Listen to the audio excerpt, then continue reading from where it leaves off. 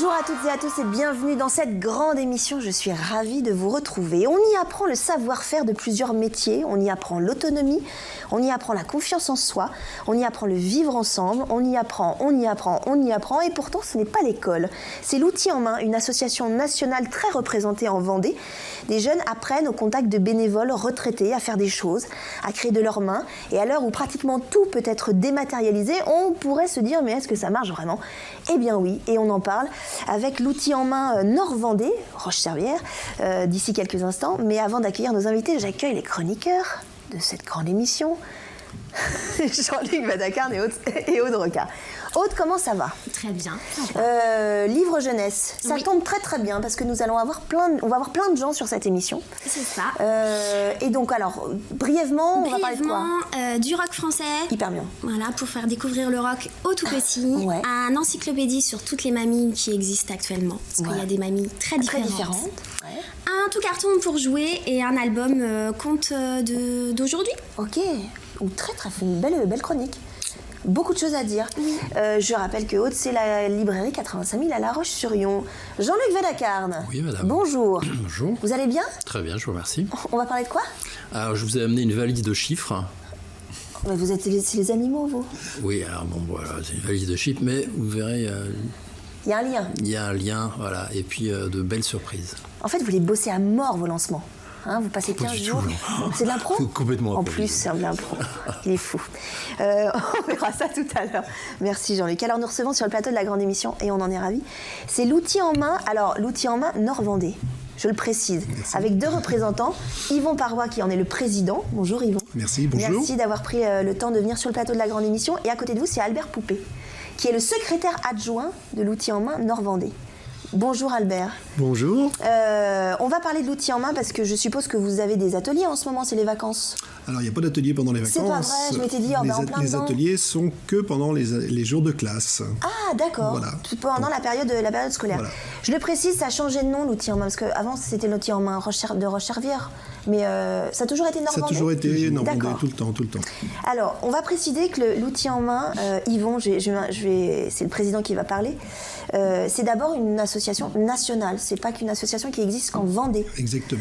Association nationale qui a été mise au point en 1987 sur la commune de Troyes. D'accord. Avec des gens qui étaient sur le patrimoine et qui ont eu envie d'initier les enfants au métier du patrimoine, au toucher et toutes ces choses-là. Je crois que c'est une femme qui l'a mis en place. Oui, j'ai retrouvé son nom, mais je vais le retrouver d'ici quelques instants. Mais c'est une femme qui a mis ça en place, notamment pour la notion du patrimoine. C'était ça qui était le plus important. C'est ça. Et ensuite, ça s'est développé ? Alors ça s'est développé aujourd'hui... Marie-Pascale Ragnaud. Exact, c'est ça. Voilà, j'ai retrouvé dans ma petite fiche. Aujourd'hui, c'est sur la France, c'est 2500 enfants qui sont concernés par les ateliers. D'accord. On a 3500 bénévoles qui entourent ces enfants et on a 165 associations au niveau national. Ça, c'est au niveau national. Au niveau national. Ce qui veut dire que l'outil en main existe sur tous les départements ? Alors, pas tous les départements, malheureusement. D'accord. Il y en a qui sont lésés. Il y en a qui sont lésés, il y en a qui, ça commence à venir tout doucement. C'est-à-dire qu'on fait du lobbying aujourd'hui pour que tous les départements soient représentés. Oui. Et même aussi à l'intérieur du département pour que tous les territoires soient représentés. Parce qu'effectivement, on se rend compte que sur la Vendée, il y a encore des manques à des endroits. Et par exemple, nous, à Roche-Servière, on a des enfants qui vont demander, qui sont en dehors du canton, à venir dans nos ateliers. D'accord. Donc à nous, très très vite, d'aller meubler tous ces endroits disponibles. Un peu mis de côté. Voilà. Donc c'est une association nationale. En Vendée, il y a combien de... C'est peut-être à Albert que je vais demander combien d'associations sont représentées ? 17 actuellement. 17. Alors, quel territoire, vous parliez de territoires lésés, est-ce qu'il y a des territoires en Vendée ? Actuellement, on est en train de travailler sur des territoires qui sont la région de Montaigu. Il n'y a pas à la région de Montaigu. Alors, région de Montaigu, maintenant, on est terre de Montaigu, Roche-Servière, avec les nouvelles donnes de Comcom. Donc, lundi dernier, nous étions avec la municipalité et les artisans du secteur de Tresseptier-Montaigu pour ouvrir une antenne sur cette région-là. Riévy, Saint-Gilles-Croix-de-Vie vient juste de s'ouvrir. On est en travail actuellement avec le délégué territorial sur la Chaise-le-Vicomte. Très très jolie commune, avec des gens absolument formidables. Donc on a Esnay qui existe déjà, donc il faut que la Chaise de Vicomte ait son pôle aussi, qui pourrait attirer aussi les gens de La Roche-sur-Yon. Oui, parce que c'est les alentours de La Roche, Voilà. évidemment. Et il y a un travail de fait aussi sur de Vendée. Actuellement, il y a des projets éventuellement autour de Maizet, quoi. D'accord. On va revenir sur l'outil en main Nord-Vendée, sur le secteur de Roche-Servière. Ouvert il n'y a pas si longtemps que ça, 3-4 ans? Alors, le premier atelier a ouvert le 3 octobre 2015. Oui, donc il y a 3 ans. C'est la 3e session. Et Voilà. combien d'enfants vous accueillez, Albert, chez 24 vous? enfants. 24 enfants. Et Alors, 45 gens de métier Alors, pour voilà. accompagner les enfants. on va parler d'abord des gens de métier. Vous êtes des gens de métier, on est d'accord. Oui. Vous êtes artisan à la retraite, c'est ça? Moi, j'étais dans un bureau d'études d'ameublement. D'accord. J'ai Et une vous, Yvon? formation de menuisier à la base. Et donc menuiserie, et Yvon, c'est Moi, j'étais dans une coopérative de menuiserie à Saint-Sulpice-le-Verdon. l'atelier du bocage? Exactement. On va pas les citer, mais c'était l'atelier du bocage. Donc le bois, le travail du Oui, bois. voilà. Donc vous m'avez dit combien, Albert, de gens du métier? 45. 45. Alors pas que du métier du bois, je suppose. Ah bah non. Il y a d'autres On a 8 métiers. ateliers sur Roche-Servière. On a le carrelage, D'accord. la couture, la cuisine, Ouais. le jardinage, Ouais. la mécanique, la plomberie et 2 ateliers bois, une plus orientée sur la menuiserie et une sur l'ébénisterie. D'accord. Et les gens de métier qui viennent dans ces ateliers-là, qui viennent aider ou apprendre à ces enfants-là, vous l'avez fait vous parce que vous vouliez encore travailler, vous aviez envie de transmettre les choses? Ça nous intéressait. Ouais, c'est ça. Parce que c'est pas un apprentissage, c'est une C'est ce que initiation, on va en parler. On n'est pas sur le domaine de l'apprentissage Non, du pur. tout. On est vraiment sur la l'initiation. découverte, l'initiation. Et le plaisir, c'est ça. C'est-à-dire le Oui, fait de. Pour nous, c'est un plaisir. Oui, et pour les enfants aussi. Et je pense qu'on le transmet aussi on verra. aux enfants et à leurs parents. Les enfants, il y a une date précise. Ils peuvent venir à quel âge Alors, de 9 à 14 ans. Pas après 14 ans. Pas après 14 ans. Pourquoi? Alors, c'est après... Après, ils sont ingérables. J'irai pas jusque-là, mais au niveau de l'encadrement, depuis que l'outil en main existe, effectivement, on s'est rendu compte que plus on les prend jeunes, plus c'est facile pour eux de rester 1 ou 2 ans. C'est-à-dire que le principe aussi de l'outil en main, c'est qu'ils puissent rester 2 ans de suite dans le même outil en main. D'accord, qu'ils ne fassent pas que quelques mois, il faut vraiment qu'il y ait un suivi, c'est ça? Et obligation aussi de passer par tous les ateliers. C'est-à-dire que lorsqu'on va créer un objet, que vous avez emmené des ils vont objets? être 3 stages par objet, et après ils vont changer de métier pour que dans l'année, l'enfant puisse connaître tous les métiers, toucher un petit peu à tous les métiers. C'est-à-dire, oui, il n'y a pas de spécificité Non. dès le départ. Alors Pourquoi? Alors de spécificité pour le départ, pour que nous aussi, au niveau des encadrants, ce soit plus facile, parce qu'il suffirait que des enfants aient plus tendance à aller tous sur le jardin, donc il faut qu'ils puissent toucher à tout. Et on se rend compte depuis que l'outil en main existe, que ça leur va très très bien, c'est-à-dire qu'ils sont demandeurs. Même s'il peut y avoir une petite réticence sur un métier au départ, on dit par exemple pour les garçons sur la couture, c'est complètement faux. Alors qu'il y a la voilerie, le métier de voilier, par exemple, et même la couture, aujourd'hui, les enfants, ils s'y mettent très très bien, comme la cuisine. Aujourd'hui, ce qui intéresse aussi l'association, avec ces aînés qui sont autour d'eux, c'est d'accompagner par la main, c'est-à-dire qu'on le voit bien sur les photos, la main du professionnel, elle est juste à côté de la main de l'enfant, pour qu'ils sentent les choses. Quand le beurre est dans la casserole en cuisine, il y a des choses à faire attention. Quand le tournevis il est sur le moteur, il faut faire attention aussi, quoi. Donc il y a toutes ces choses-là. On va parler de l'utilisation des outils parce qu'ils utilisent les vrais outils des différents métiers, des différents secteurs. Des outils manuels. Des outils manuels, bien sûr. Je voudrais revenir sur le fait que les enfants viennent vous voir. Si par exemple un enfant arrive à l'atelier du bocage, alors le lapsus, à l'outil en main, et disent moi je suis très intéressée par le métier de menuisier, je veux faire ça. Il est obligé quand même de faire le reste. Absolument. La porte d'entrée c'est la menuiserie, mais on se dit il faut qu'il fasse Albert, c'est ça? Ah oui, complètement. Hein. Il ne faut pas qu'il se focalise sur un métier. Du tout. Même si lui est passionné par ça. Quand même, il faut qu'il passe partout pour découvrir ce qui se fait dans les autres métiers aussi. C'est l'intérêt. C'est l'intérêt de l'outil en main. Et est-ce que certains enfants étaient très fixés sur une activité et en faisant d'autres, ils se sont dit non, je préfère plutôt le carrelage par exemple Je sais pas, mais certains ont des préférences. Les garçons, souvent c'est la mécanique.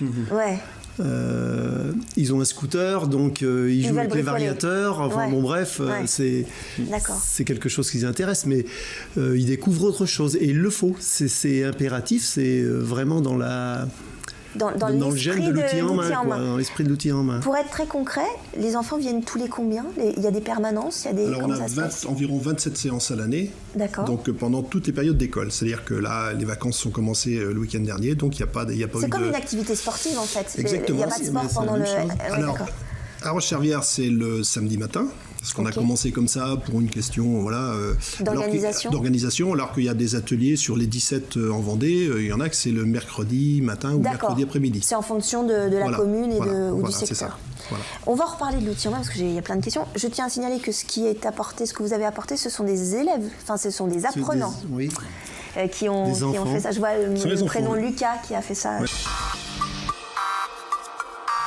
De retour dans la deuxième partie de cette grande émission consacrée à l'outil en main, et plus spécifiquement à l'outil en main Nord-Vendée. Nous sommes en compagnie d'Yvon Parois, son président, et d'Albert Poupée, son secrétaire adjoint. D'ici quelques instants, on va avoir le début de la chronique d'hôtes. Je vous ferai remarquer qu'on va saluer aussi Yaël et Anouk qui arrivent sur le plateau. Alors, on ne va pas les entendre parler tout de suite, c'est pour la chronique de Jean-Luc. Elles ne sont pas venues toutes seules puisqu'elles sont venues avec Toby. On va en parler d'ici quelques instants. En tout cas, bonjour les filles. On va reparler de l'outil en main. Yvon Parois, Albert Poupée, on l'a dit tout à l'heure, on a surtout parlé des retraités et des artisans retraités, etc. dans l'outil en main. Mais il n'y a pas que ça, c'est-à-dire que vous acceptez tout le monde à l'outil en main. C'est-à-dire que vous recherchez de multiples métiers, de multiples talents, on est d'accord? Absolument. Yvon Parois. Alors, de multiples métiers, effectivement, dans la mesure où on a des locaux qui peuvent nous permettre d'accueillir d'autres métiers, et puis avoir un groupe de personnes qui sont intéressées, parce qu'il faut au minimum 4 personnes pour pouvoir lancer un atelier. D'accord. Et effectivement... 4 personnes, 4 enfants, vous voulez dire? 4 adultes bénévoles. D'accord, voilà. ok. Et donc, on a actuellement une personne qui est pas encore à la retraite, qui est encore en activité, qui s'occupe de la couture, par exemple. D'accord. Hein, donc, qui vient... et particularité aussi, c'est qu'on a des couples qui viennent. Et ça, c'est très intéressant d'avoir des couples, quelqu'un en cuisine, l'autre en couture, ou voilà. Donc c'est intéressant. Et on ne s'arrête pas non plus aux gens qui ont des aptitudes manuelles. Oui, parce que le principe, la base même, et on l'a dit tout à l'heure en rappelant que c'était c'était Marie-Pascale Ragnaud qui l'avait mis en place à Troyes. À la base, c'était des métiers manuels puisqu'elle voulait surtout, c'était sur la notion de patrimoine. Voilà. Vous, il n'y a pas que ça. C'est-à-dire qu'on peut faire des puits, on peut faire des ateliers très manuels avec du bois, entre autres, voilà, mais pas que. Ce qu'on veut surtout initier les gens, c'est au toucher de l'outil et de la matière. C'est-à-dire qu'aujourd'hui, un enfant... malheureusement, je pense qu'ils sont souvent sur les écrans. Ouais. Et là, on leur permet de pouvoir, ce que je disais tout à l'heure, prendre la casserole pour donner un petit coup de main à maman, prendre le tournevis pour donner un coup de main à papa, prendre la bêche pour aller dans le jardin. Et ça développe chez tous les enfants des aptitudes multiples. Ouais. Avant de dire... c'est ça qui va être leur métier. Oui, tout à fait. On veut que l'ensemble, c'est pour ça qu'ils vont passer par tous les ateliers, pour qu'ils puissent avoir une initiation dans tous les domaines. Et surtout aussi des odeurs. Parce que lorsqu'on est dans l'atelier bois, il y a des odeurs particulières. Oui, lorsqu'on est dans l'atelier cuisine, on a des odeurs particulières. En mécanique, c'est particulier. Ah oui, vous voyez, donc tout de suite, il y a des gens qui vont dire non, ça me va pas, quoi. Donc, Albert Poupée, est-ce que c'est une façon aussi de responsabiliser les enfants? Parce que là, vous leur donnez accès à des outils qui peuvent être dangereux. C'est même une problématique dans l'apprentissage de savoir est-ce qu'on peut accéder à certains outils quand on apprend un métier. Là, c'est aussi une manière de leur dire je te fais confiance. Tu vas utiliser une scie, mais fais attention, je suis à côté, fais attention. C'est aussi ça? Oui, mais c'est ça. C'est vraiment ça? Un adulte, un encadrant pour un jeune. D'accord, donc il y a une personne qui le suit? Pour certains métiers, comme la couture, la cuisine, les métiers du bois, la plomberie. Oui. Alors, pour le carrelage, par exemple, et le jardinage, ils peuvent avoir 2 jeunes. Mais pour ce qui nous concerne, nous...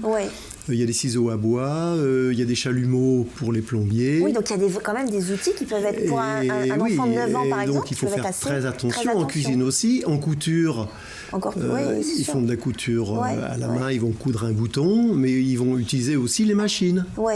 Donc là, il faut faire attention. Il y a un adulte qui est là pour les guider. Et comment les parents réagissent? Parce que si les parents savent que leur enfant va utiliser un chalumeau, etc. Souvent, nous, les parents, on a plutôt tendance à vouloir protéger nos enfants et dire non, ça, tu n'utilises pas. Là, vous leur donnez accès à tout ça. Ben oui. Donc, est-ce que les parents sont aussi confiants dans l'outil en main quand ils déposent leurs enfants le samedi matin? Ils nous font confiance maintenant. Il n'y a pas de risque zéro non plus. Mais qu'est-ce que ça apporte aux enfants d'ailleurs? Qu'est-ce que les enfants que vous avez suivis pendant 2 ans, par exemple, ce que vous disiez tout à l'heure? L'enfant, il a besoin de toucher à différents matériaux. Et effectivement, lorsqu'il va prendre un morceau de bois, il va y avoir quelquefois le petit éclit de bois qui va se pointer dans la main. Donc, parce qu'il n'a pas pris l'outil comme il fallait, ou il n'a pas bien choisi le bois. Quand il va prendre le chalumeau ou un outil qui brûle, s'il met ses mains trop près, il va bien savoir exactement qu'est-ce que c'est que cette matière en fusion. Et là, quelque part, il apprend tout de suite les choses. C'est-à-dire qu'il va le faire une fois. Alors, on n'est pas il va retenir très vite, je pense qu'il se fait brûler. Et puis, on a aussi, au niveau de nos ateliers, des gens qui sont là pour la sécurité. C'est-à-dire que pour avoir été en entreprise, accueillir des stagiaires qui sont en 3e, qui ont le droit de toucher à aucun outil, même pas un ciseau à bois. Donc, l'enfant, chez nous, il est confronté directement à toucher la matière, à pouvoir appréhender des choses. Donc c'est quand même beaucoup plus intéressant. Et on est assuré pour ça. On n'a pas d'accident non, mais je pense que c'est la meilleure école dans le sens où on fait confiance à l'enfant, il essaye. Puis c'est sûr que c'est formateur. On n'enlève pas les protections, on est bien d'accord. Mais le marteau qui va chuter sur le bout du pied, il va le faire une fois. La fois d'après, il va faire attention. Vous parliez du système un peu apprentissage scolaire, etc. Est-ce que vous accueillez aussi des enfants qui sont un petit peu en échec scolaire? Alors, qui ont un peu de mal avec... Pour l'instant, non. On ne peut pas dire. On ne sait pas forcément non plus. Non, on sait que dans les ateliers au niveau de la Vendée, on se pose la question sur l'accueil qu'on peut avoir d'enfants dits peut-être un petit peu faiblement autistes ou des choses comme ça. D'accord. Et ça, c'est une chose sur laquelle on peut travailler. Ça change bien. Pas avoir, comme chez nous, 24 enfants qui soient dans le même cas, mais qu'il y en ait un. Qu'on puisse accompagner différemment. Et j'entendais lundi avec un collègue de la Châtaigneraie, ils ont gardé un enfant pendant 3 ans. Et cet enfant, il a fait un travail énorme. Et surtout, les parents derrière nous renvoient une image de ce qu'on fait, de l'accompagnement qu'on fait, de façon extraordinaire. Alors, on ne peut pas avoir que des enfants comme ça. Non, mais au moins, l'outil en main sert aussi à ça. Absolument. D'accord. Et ce qu'il faut savoir aussi, c'est qu'aujourd'hui, au niveau des statistiques nationales, on a globalement 35% d'enfants qui passent dans les ateliers de l'outil en main national, qui s'orientent sur des métiers manuels ou sur de l'apprentissage. Donc là, on a une source aujourd'hui importante. Dieu sait si on parle de l'apprentissage, des problèmes de recrutement qu'on peut avoir. Mais si on peut initier déjà un petit peu, le jeune que j'ai avec moi en ébénisterie, donc je trouvais qu'il avait une très très bonne aptitude à taper avec le marteau, prendre l'outil, comprendre les dessins. Mais j'ai dit, mais qu'est-ce que tu veux faire plus tard? Il me dit, j'aimerais bien être restaurateur de meubles anciens. Il a 10 ans. C'est super. C'est quand on entend ça, il va peut-être pas le faire, mais ça lui donne déjà une idée. Il a une envie. Voilà. Il a une envie. C'est ce qu'apprend à la base l'outil en main. Voilà. On va terminer cette émission en parlant de l'outil en main. Jean-Luc, vous aviez une question? Oui, j'étais intéressé par votre entrée en matière et votre entrée en pédagogie. C'est-à-dire que vous avez bien insisté sur le fait du plaisir, prendre plaisir à les odeurs, les formes, etc. etc. Mais à la clé, est-ce que vous fixez des objectifs? Est-ce que les enfants doivent être capables de réaliser quelque chose de particulier selon l'atelier? Non? Aucun objectif. Aucun objectif. Et de plus, on se remet en cause aussi les bénévoles. Parce qu'il ne faut pas que le bénévole qui est dans le métier se dise « ça, c'est pas beau, il faut que je le finisse ». C'est ça. L'objet, il est fait par l'enfant, avec tous ces défauts qu'il pourra avoir. Et quand il l'emmène chez lui, il sera fier de dire « c'est moi qui l'ai réalisé ». Parce que beaucoup de professionnels... Parfait ou pas parfait. Voilà, c'est ça. Ils ont 9 ans, ils ont 10 ans, ils ne savent pas forcément pousser le rabot ou la scie. Mais les petites imperfections qu'il va y avoir... Eh ben, d'abord, eux, ils vont s'en souvenir, parce que le petit couac qu'il y aura eu, ils vont s'en souvenir. Et nous, attention, on veut pas du parfait, quoi. Avant de donner la parole à Isaïa, ce qui veut dire que vous aussi, vous apprenez aussi dans l'autre sens. C'est-à-dire que par rapport à votre métier initial, il y a aussi toute une façon de faire, pas à réapprendre, mais à vous adapter. On s'adapte, c'est ça, Albert Poupée. On s'adapte. Surtout qu'on a tous formé des apprentis. Mais oui, c'est ça. Donc on n'est plus dans la même logique. Et on n'est plus dans la même relation, parce que c'est une relation enfant, personnes âgées, papy, mamie. Et on a même aussi des fois des gens qui nous font découvrir des choses. On a un menuisier qui a 78 ans qui est avec nous, qui parle patois. Ah oui, donc c'est au-delà de... C'est extraordinaire la relation qu'il peut avoir avec les enfants, quoi. C'est-à-dire qu'au-delà de... Là, ils sont en train de faire le puits, là, actuellement, là. Ouais. Mais il y a toute cette petite... ce jeu, un petit peu de parole particulière qui peut arriver. Et c'est ce qui met du piment dans cette relation entre les enfants et puis les aînés. Et puis les aînés, c'est ça. Et ce qu'on voit bien, c'est que quand les parents, ils arrivent à midi, moins le quart pour chercher leurs enfants, ils sont tous en train de fouiller dans tous les ateliers, qu'est-ce qu'on fait, et tout ça. Ah oui, d'accord. Et tout le monde à la banane, quoi. Ouais. C'est ça que nous, on veut, cette convivialité d'intergénération. C'est de l'échange. Mais quoi. ça nous demande des efforts, effectivement, en tant qu'ancien professionnel, pour s'adapter à cette particularité d'âge, quoi. Alors Isaiah, bonjour. Ça va bien? Ouais. Ouais. Isaiah, tu as quel âge? J'ai 10 ans. 10 ans. Papy, c'est Yvon? Oui. Et donc, alors, comment ça s'est passé? Est-ce que c'est toi qui as voulu rentrer à l'outil en main ou c'est papy qui t'a dit ça serait bien que tu viennes? C'est papy qui m'a proposé. Donc Ouais. j'ai visité et tout. Et j'ai dit oui, je voulais bien. Et puis il y avait quelques copains aussi. D'accord, il y avait les copains qui étaient là aussi. Toi, tu es rentré à l'outil en main, tu savais déjà ce que tu voulais essayer faire ou pas? Oui. Tu voulais faire quoi? Le carrelage, Ouais. la cuisine et la mécanique. D'accord, et t'as commencé par quoi alors? La couture. Et alors, c'est comment la couture? J'ai pas trop aimé parce que en fait c'est dur avec la machine. Ouais. Et là, donc t'as commencé par la couture. Ça fait combien de temps que tu y vas à l'outil en main, Isaïe? J'ai commencé en septembre. Ah oui, donc ça fait quelques mois que tu y vas. Donc t'as commencé par la couture et là tu fais quoi en ce moment? Là, je fais menuiserie. Je suis en train de faire le puits. C'est toi que tu participes au puits. Vous êtes plusieurs à le faire. On est 3. D'accord. Et alors, ça te plaît ça? Oui. La menuiserie, pourquoi ça te plaît? Parce que j'aime bien le bois. Ouais. Et Un peu obligé quand même, hein, parce que un peu obligé, papy est dans le bois. Atelier, voilà. Non, mais t'aimes bien le Et bois. qu'on peut faire plein de choses avec. On peut planter des clous dedans. Est-ce que ce que tu aimes dans l'outil en main, c'est que tu as accès à des outils un peu dangereux aussi, et que tu n'aurais pas accès à la maison, par exemple? C'est parce que les aînés te font confiance? À la maison, j'utilise pas trop les outils. Ouais. Mais là-bas, oui, j'utilise les outils dangereux ou pas dangereux. Et on t'apprend à faire attention à ça et à les utiliser? Oui. D'accord. Qu'est-ce que tu as appris? Qu'est-ce que tu as appris à l'outil en main? J'ai appris plein de choses. T'as appris quoi? Qu'est-ce qui te plaît le plus?